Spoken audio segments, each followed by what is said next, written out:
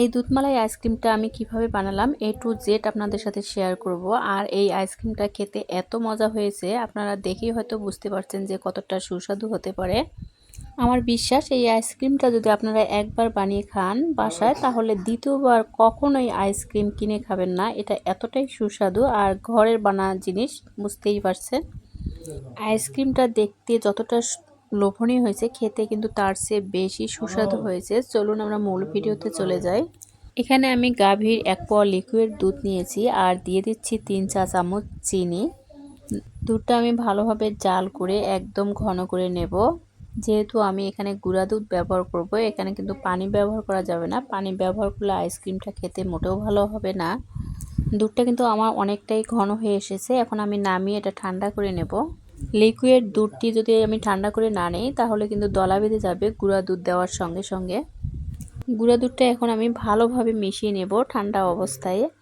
দেখতেই পাচ্ছেন এরকম ঘন হয়ে গিয়েছে। গুঁড়া দুধটা খুব সময় নিয়ে ভালোভাবে মিশিয়ে নিতে হবে।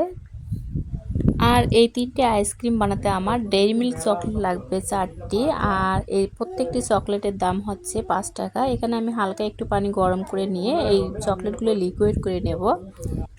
চকলেটগুলো কিন্তু পানি ছাড়াও গলিয়ে নেওয়া যায়, কিন্তু সেটা কিন্তু ভালো হবে না। এই জন্য আমি এখানে হালকা করে পানি গরম করে ব্যবহার করেছি। আর আমার কিন্তু চকলেটটা লিকুইড করা শেষ। এখন কিন্তু আবারও আমি সেই গুঁড়া দুধ মেশানো দুধটা চুলায় দিয়ে দিলাম। এখন আমি চকলেটটা এখানে দিয়ে দেব। এগুলো 1 টাইম গ্লাস। আর চকলেটটা অবশ্যই গরম অবস্থায় দিতে হবে, না হলে কিন্তু ভালো হবে না।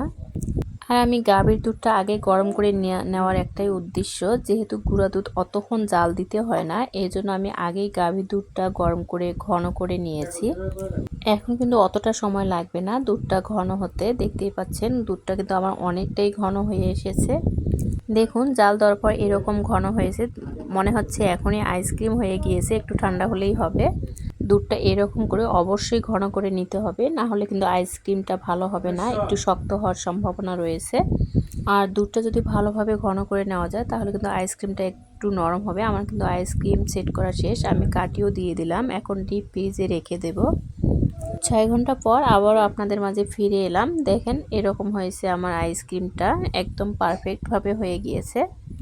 এখন আইসক্রিমটি ছাড়িয়ে নেওয়ার পালা। যেহেতু এটা 1 টাইম গ্লাস, তাই তাড়াতাড়ি কিন্তু এটা খুলে নেওয়া যাচ্ছে। আলহামদুলিল্লাহ আমার আইসক্রিমটা কিন্তু একদম পারফেক্টভাবে হয়েছে, আর খেতেও কিন্তু অনেক সুস্বাদু হয়েছে। আপনারা একবার হলেও বাসায় ট্রাই করে দেখবেন আসলে কতটা সুস্বাদু হয় ঘরের তৈরি আইসক্রিম। সবাই ভালো থাকেন, সুস্থ থাকেন। আর আমার ভিডিওটি ভালো লাগলে অবশ্যই শেয়ার করে দিবেন। আর যারা ফলো দেননি এখন পর্যন্ত, অবশ্যই ফলো দিয়ে রাখবেন।